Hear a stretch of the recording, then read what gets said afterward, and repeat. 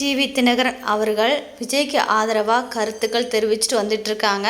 சமீபத்தில் தமிழக வெற்றி கழகம் கூட கூட்டணி போனால் என்ன, விஜய் தலைமை தாங்கினா என்ன, விஜய் ஏன் குறைச்சி மதிப்பிடுறீங்க, நாங்கள் சீமான் கூட போக மாட்டோம் அப்படின்னு காரணம் நிறைய சொல்லியிருக்காங்க. அது மட்டும் இல்லாமல் டிடிவி தினகரன் அவர்கள் ஓப்பனாக பேசியிருக்காங்க. மக்கள் விரும்புகின்ற நடிகர் விஜய் எத்தனையோ பேர் பயப்படுகின்ற சூழலில் துணிச்சலாக கட்சி ஆரம்பித்திருக்கிறார்.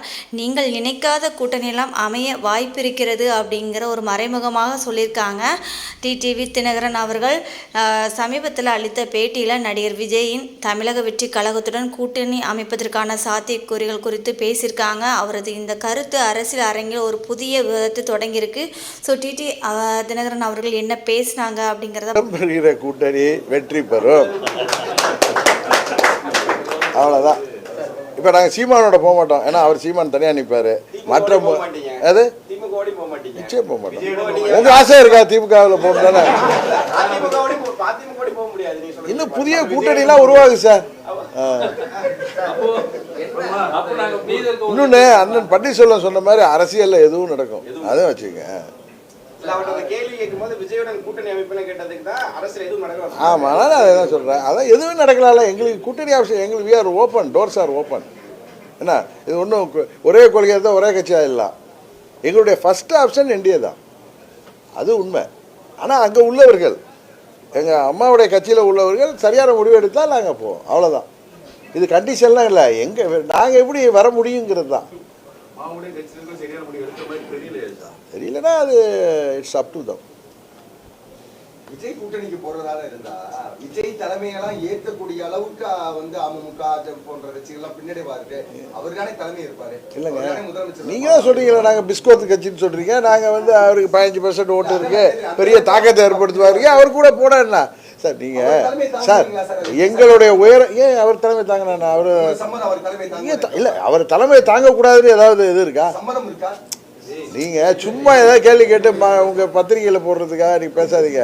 நீங்க கேட்கறதுனால அது சரியான கேள்வி கிடையாது. ஒரு இன்னொருத்தரையே அப்படி அவமதிக்கிறீங்க.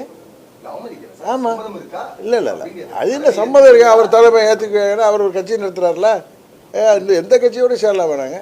ஏன் எத்தனையோ கட்சிகள் புதிய கூட்டணி கூட வருவாங்களா, அதில் போகலாமே. இதெல்லாம் அது தவறு. நீங்க கேட்கறது யாரையும் குறைத்து பேசக்கூடாது. அவன் அப்படிதான் பேசுறேன். ஒரு நீ ஏன் அப்படி கேட்குறீங்க, ஏற்றுக்கிறீங்களான்னு? ஏன் அவர் தீண்டத்தகாதவரா? அப்புறம் என்ன? இல்லை இல்லை இல்லை சார், சார் இல்லை இல்லை சார், அரசியலில் புரட்சி தலைவர் அந்த இயக்கத்திலேருந்து வந்தப்போ அவரை விட புரட்சி தலைவரை விட சீனியர்களாக இருந்த கம்யூனிஸ்ட் தலைவர்கள் அவங்களோட போனாங்க, கரெக்டா? அதனால நீங்கள் கூட்டணிக்கு யார் தலைமையெல்லாம் நீங்கள் இன்னொரு கூட்டணிக்கு போவீங்களா, அவரை ஏற்றுக்கொள்வீங்களான்னு கேட்குற கேள்வி அது அனுபவங்கிறத தாண்டி அரசியலில் இதுக்கெல்லாம் குவாலிஃபிகேஷன், நீங்கள் இதில் சர்டிஃபிகேட்டு அதெல்லாம் கிடையாது.